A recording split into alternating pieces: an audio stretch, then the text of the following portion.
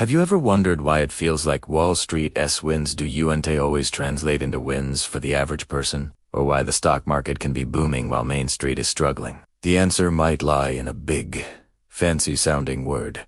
But don't worry, it's not as complicated as it sounds. Let's break it down. Imagine the economy is a giant pizza. In a healthy economy, everyone gets a slice. The people who make the dough, the ones who add the sauce and cheese. The delivery drivers, they all contribute and get a piece of the pie. The financial sector, things like banks and investment firms, they're like the pizza cutter. They're essential for slicing up the pie and making sure everyone gets their share efficiently. They help businesses get loans to grow. They help people save for retirement, and they keep the money flowing. But what happens when the pizza cutter starts getting bigger than the pizza itself? That's hyperfinancialization. When the financial sector grows so large and dominant that it stops just serving the real economy, the one that makes actual goods and services, and starts serving itself. Instead of just cutting the pizza, it starts demanding a bigger and bigger slice, sometimes even before the pizza is fully baked. So, how did we get here? Let's take a little trip back in time. For much of the 20th century, after the Great Depression, finance was pretty heavily regulated. There were strong rules in place to prevent banks from taking on too much risk. The goal was to keep finance stable and in service of the broader economy.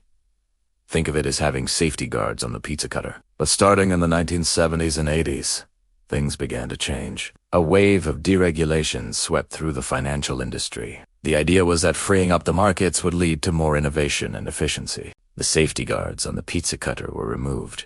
One by one, banks were allowed to merge, to engage in riskier types of trading, and to invent all sorts of complex new financial products. At the same time, something else was happening. The focus of corporations started to shift. Instead of prioritizing long-term growth, employee well-being, and creating great products, the new mantra became shareholder value. This sounds good on the surface, right? Companies should make money for their owners. But in practice, it meant an obsessive focus on short-term stock price movements.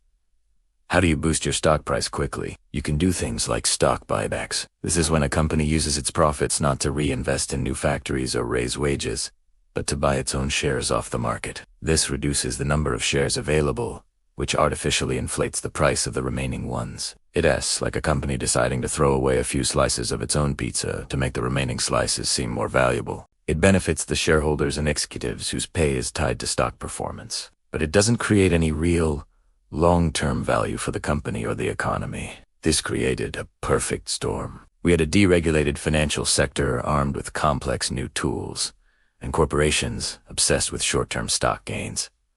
Finance was no longer just a tool. It became the main event. Instead of making money by, say, building better cars or inventing new software, the easiest way to make a lot of money was by moving money around. Trading, speculating, and financial engineering became more profitable than actually making things. This has some major consequences. First, it makes our economy more volatile and prone to crises. Think about the 2008 financial crisis. It was caused by banks bundling up risky mortgages into complex financial products and selling them all over the world. When the housing market buckled, the whole house of cards came tumbling down, wrecking the real economy in the process. The pizza cutter broke and shattered the whole pizza. Second, it contributes massively to inequality. The rewards of this hyperfinancialized system flow disproportionately to the very top, to the investment bankers, the hedge fund managers, and the top executives. Their incomes have skyrocketed,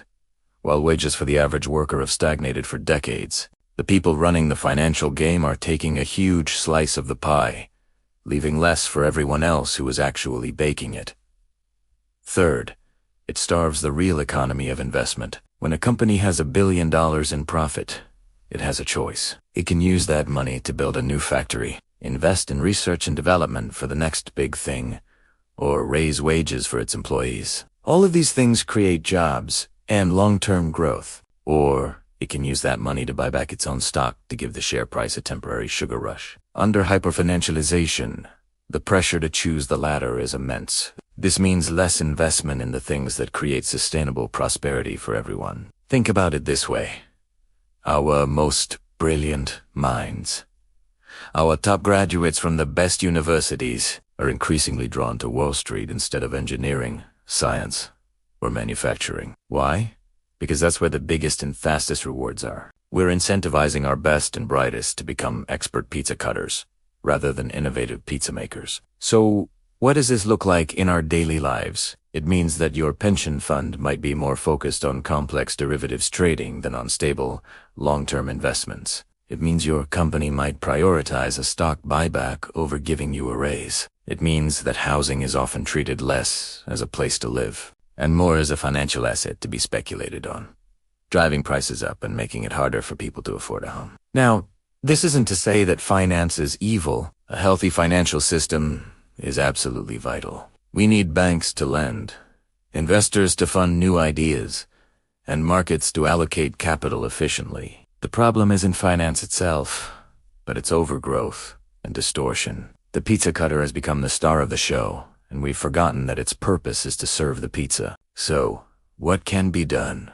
Thesis auge complexation, and there are no easy answers. But the conversation often revolves around a few key ideas. One is re-regulating the financial sector, putting some of those safety guards back on the pizza cutter to limit excessive risk. Another is changing corporate incentives to shift the focus away from short-term shareholder value and back towards long-term investment in workers, products, and communities. This could involve things like changing the tax code to discourage stock buybacks and encourage It's also about a cultural shift. It is about recognizing that the purpose of an economy isn't just to generate the highest possible number on a stock market ticker. The purpose is to provide a good quality of life, opportunity, and security for all of its participants. It's about remembering that the economy is supposed to work for people, not the other way around. Understanding hyperfinancialization is the first step.